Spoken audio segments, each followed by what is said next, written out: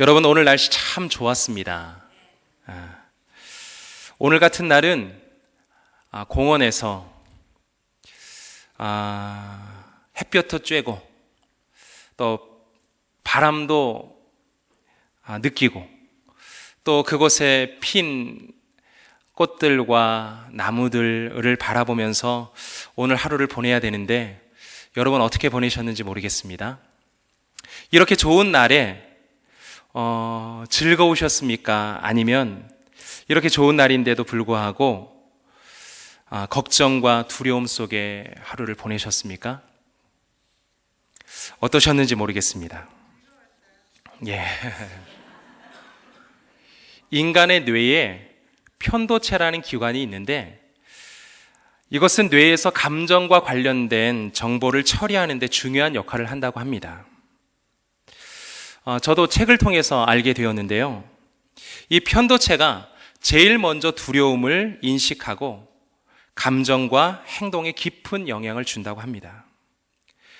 이 편도체가 두려움을 인식하는데 0.01초도 충분하다. 책에서 그렇게 표현되어 있더라고요. 그만큼 작은 두려움도 쉽게 인지하고 그것에 대해 반응을 보이고 사람들에게 영향을 준다라는 거예요. 제가 지금부터 이제 두 가지의 사진을 보여드릴 텐데 첫 번째 사진을 보시면서 내 마음에 어떤 감정이 일어나는지를 여러분 한번 생각하시면서 한번 보십시오. 첫 번째 그림을 한번 보겠습니다. 얼굴 표정이 다 좋으시군요. 괜찮아 보입니다. 자, 두 번째 그림을 보겠습니다. 첫 번째 그림은 아이가 환하게 웃고 있는 얼굴이고 두 번째 그림은 그 배트맨에 나오는 다크 나이트의 그 조커라는 역할을 한 그 사람의 얼굴입니다. 스웨덴의 한 교수가 실험을 했습니다. 웃고 있는 사진을 보여주고 아니면 화가 나거나 찡그린 사진을 보여주었더니 그 사람들의 얼굴이나 그 반응들이 그 사진의 모양대로 그대로 나타나더라는 거예요. 제가 여러분의 얼굴을 보니까 아까 웃는 아이의 얼굴을 보여주니 여러분들도 환하게 웃으셨고 조금 무섭고 가까이 하고 싶지 않은 그 얼굴을 보여주니까 여기저기 탄성도 나오고 그런 반응들이 나왔습니다. 행복한 얼굴은 행복한 감정을 증가시키고 무섭거나 화난 얼굴은 사람들의 마음에 두려운 감정을 준다라는 거죠. 이것은 사람들이 타인의 감정을 의식적으로 그리고 무의식적으로 그것을 내가 감지하고 등록하고 그것을 거울처럼 다른 사람들에게 그대로 보여준다라는 거예요. 그래서 화가 날 이유가 전혀 없는데도 불구하고 화난 얼굴, 짜증난 얼굴을 보면 나도 모르게 짜증도 나고 화가 난다라는 거예요. 자, 이 시간 옆에 있는 사람의 얼굴을 보겠습니다. 화가 납니까? 짜증이 나십니까? 아니면 같이 행복하십니까?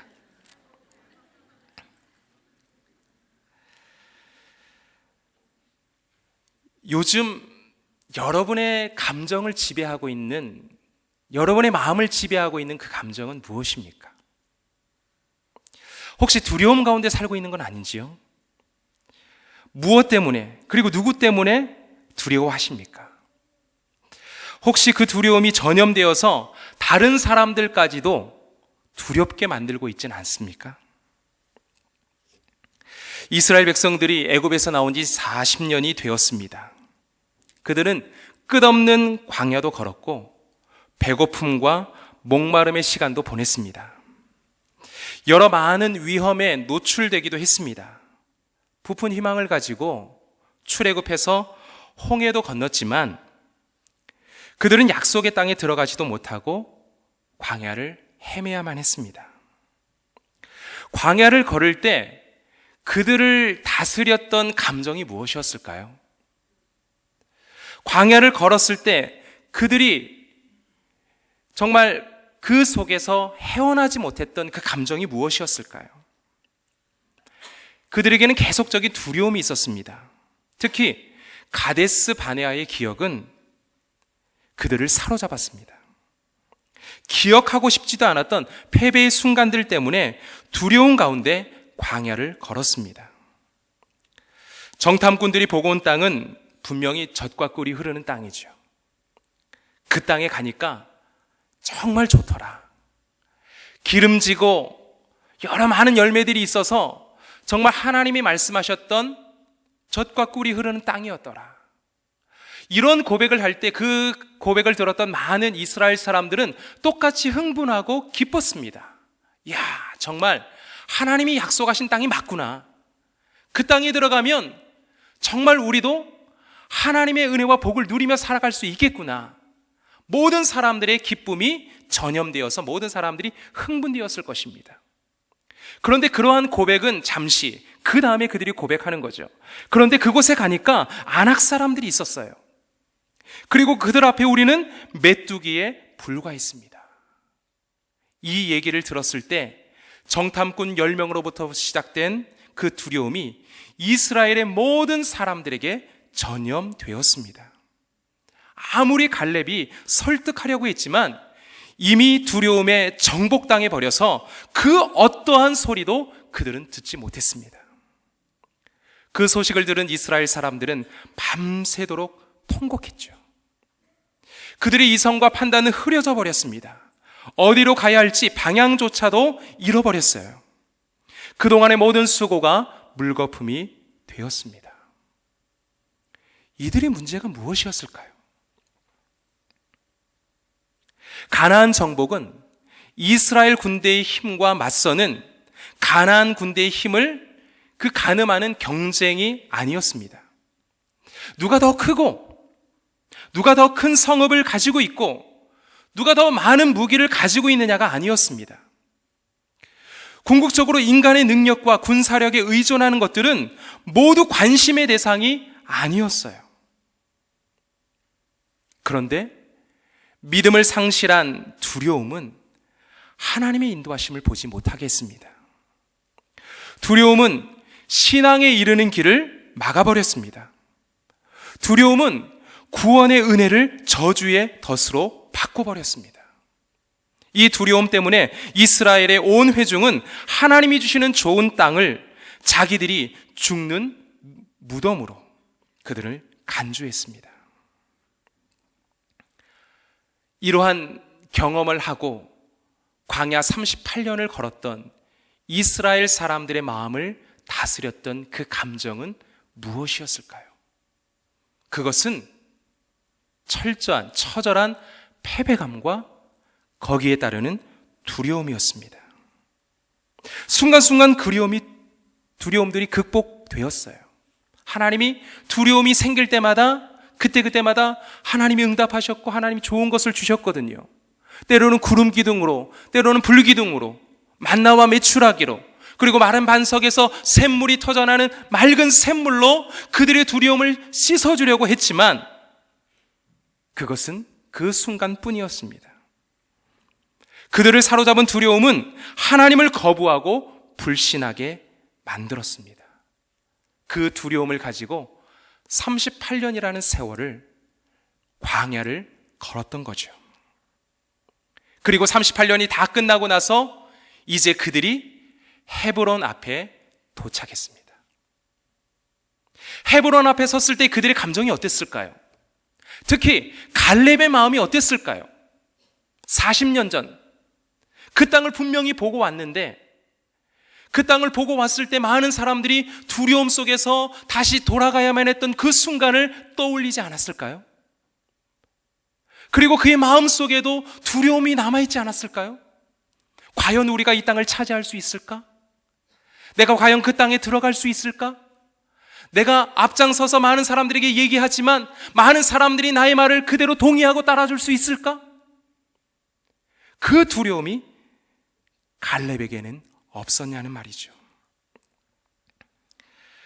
여러분 앞에 있는 두려움은 무엇입니까? 여러분들을 40년 동안 헤매게 했던 두려움은 무엇입니까? 우리가 살고 있는 이 시대는 불안한 시대입니다. 뉴스를 보면 사건과 사고가 끊이질 않아요. 마음 놓고 자식을 기르는 것도 쉽지 않습니다.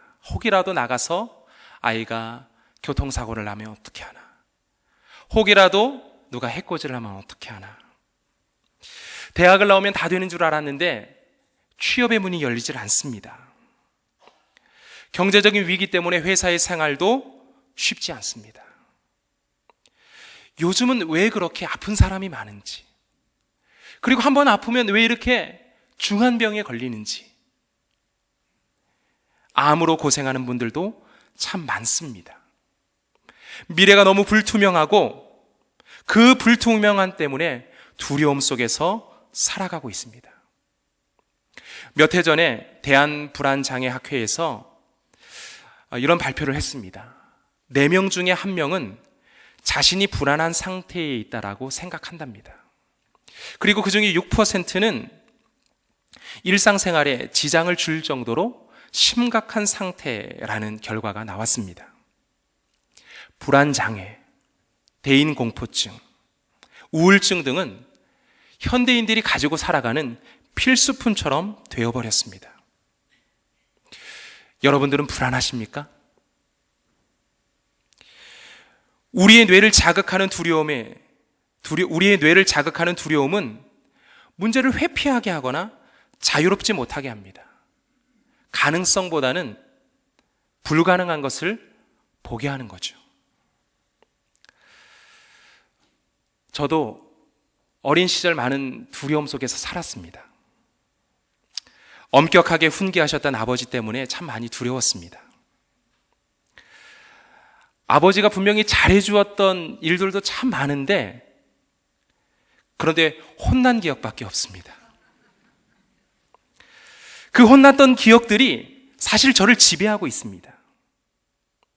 글씨를 못 쓴다고 혼나고, 성적이 좋지 못하다고 혼나고, 소리내서 밥을 먹는다고 혼나고, 또 적극적이지 못한 것 때문에 혼났습니다. 오늘은 무슨 일로 혼날까? 나는 늘 잘못한 것이 없는 것 같은데 아버지의 눈에 보시기에는 부족함만 보였던 것 같습니다. 그래서 늘 불안했고 아버지라는 존재가 두려웠습니다. 자연히 아버지 앞에서는 주눅이 들게 되어 있고요, 실수할까 봐 더 긴장하게 되고 적극적인 성격보다는 소극적인 성격을 갖게 되었습니다. 여러분의 어린 시절은 어떻습니까? 그리고 지금 여러분은 불안함 속에서 살고 있는 것은 아닙니까? 여전히 두려움의 요소들이 내 안에 가득하고 있는 것은 아닙니까? 그렇다면 두려움을 이길 수 있는 방법이 무엇일까요?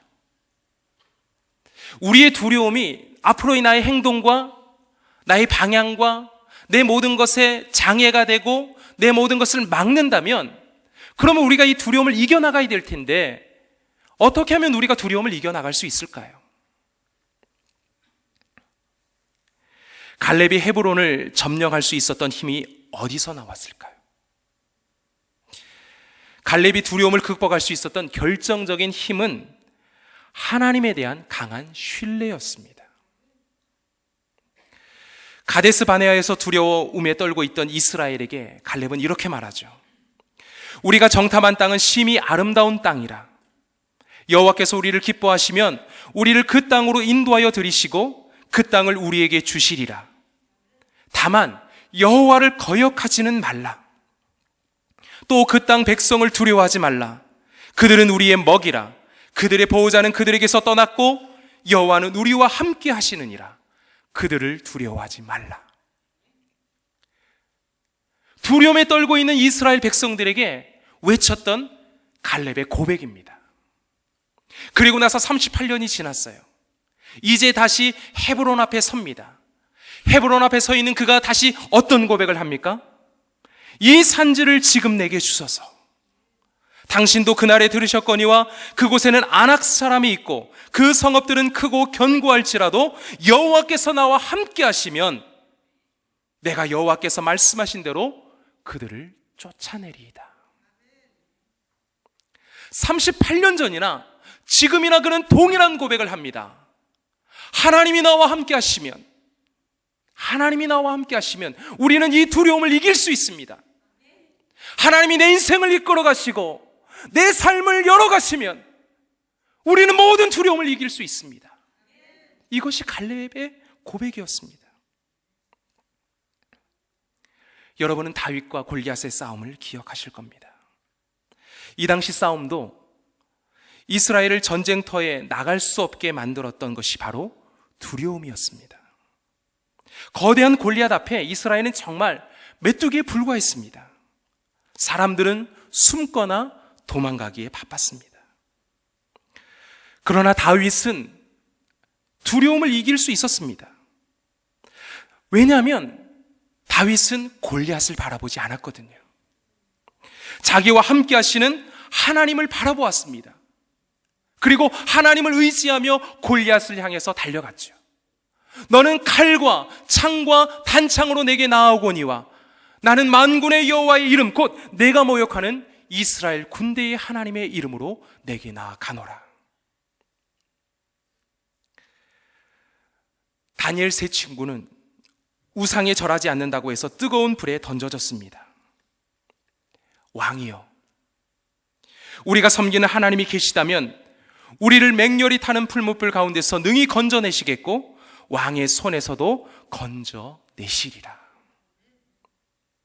정말 그들의 고백대로, 그들의 믿음대로 불이 그들의 몸을 해하지 않았고 머리털 하나 상하지 않았고 불탄 냄새조차 나지 않았습니다. 두려움의 대상을 바라보지 않고 함께 하시는 하나님을 바라볼 때 뜨거운 불에도 들어가고 사자굴에도 들어갈 수 있었습니다. 두려움을 이길 수 있는 방법은 하나님을 믿는 것입니다. 두려움을 이길 수 있는 방법은 하나님의 능력을 믿는 것입니다. 내가 산을 향하여 눈을 들리라. 나의 도움이 어디서 올까? 나의 도움은 천지를 지으신 여호와에게서로다. 이것이 오늘 저와 여러분의 고백이 되기를 축복합니다. 두려움을 이기는 두 번째 방법은 하나님의 약속을 붙잡는 겁니다. 하나님은 아브라함에게 나타나셔서 약속하셨죠. 너는 너의 고향과 친척과 아버지 집을 떠나 내가 네게 보여줄 땅으로 가라. 내가 이 땅을 네 자손에게 주리라. 너는 일어나 그 땅을 종과 횡으로 두루 다녀보라. 내가 그것을 네게 주리라. 하나님께서 아브라함에게 약속하신 그 약속을 의지하고 아브라함은 가나안으로 들어갔습니다. 그리고 헤브론 땅에 이르렀어요. 그리고 그곳에서 그의 아내 사라가 죽습니다. 그리고 자신도 죽어서 그 땅에 묻히게 됩니다. 그의 아들 이삭과 리브가, 야곱과 레아가 그 땅에 묻혔습니다. 헤브론이란 땅은 아브라함에게 있어서, 그의 후손들에게 있어서 문중 땅과 같습니다. 선산이었던 거죠. 그의 조상들이 묻혔으니까. 그래서 헤브론은 이스라엘에게 있어서 굉장히 중요한 의미가 있는 땅이었습니다. 그 헤브론이 갈렙에게도 굉장한 의미가 있는 땅이죠. 모세가 갈렙에게 말합니다. 당신이 들어갔던 땅은 당신의 땅이 될 것이요, 당신의 자녀가 그 땅을 영원토록 가지게 될 것이요, 당신이 나의 하나님 여호와를 온전히 믿었기 때문에 그 땅을 당신에게 주겠소. 헤브론 앞에 서 있는 갈렙, 분명히 두려움의 요소들로 가득한 헤브론이었지만 하나님께서 주신 약속을 믿고 두려움을 이길 수가 있었습니다. 바울을 태우고 로마로 가던 배가 유라굴로 광풍을 만났습니다. 2주 동안이나 거센 풍랑에 배가 이리저리 흔들리고 곧 배가 파손될 것만 같았습니다.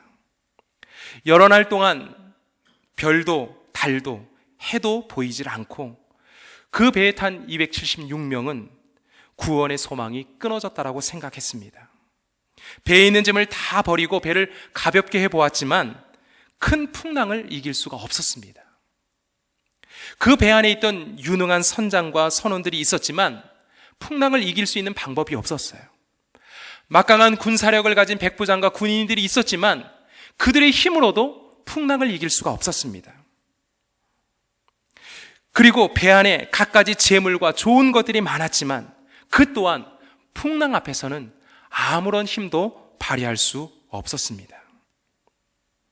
두려움이 그들을 지배했고 죽는 날만을 기다리게 되었던 거죠. 그때 그 배 안에 타고 있던 바울에게 하나님이 나타나서 말씀하십니다. 바울아, 두려워하지 말라. 너는 반드시 황제 앞에 서야 한다. 보아라, 하나님께서는 너와 함께 타고 가는 모든 사람의 안전을 너에게 맡겨주셨다. 바울에게 나타난 하나님의 말씀을 들은 바울은 이 말씀을 믿었습니다. 하나님께서 그에게 주신 이 약속을 믿었습니다. 그리고 그 배 안에 타고 있는 두려움 속에 빠져 있는 275명에게 당당히 하나님의 말씀을 전합니다. 여러분, 두려워하지 마십시오. 어젯밤에 하나님께서 저에게 나타나서 여러분의 안전을 책임지셨습니다. 우리의 이 배가 분명히 안전하게 육지에 도달할 것입니다. 그러니 여러분 안심하시고 이제 식사하십시오. 많은 권력과 기술과 재물이 그들의 마음을 안심하고 안전하게 이끌 수 없었지만 하나님의 약속을 믿었던 바울의 고백과 그 선포가 그들을 안전하게 이끌 수 있었습니다.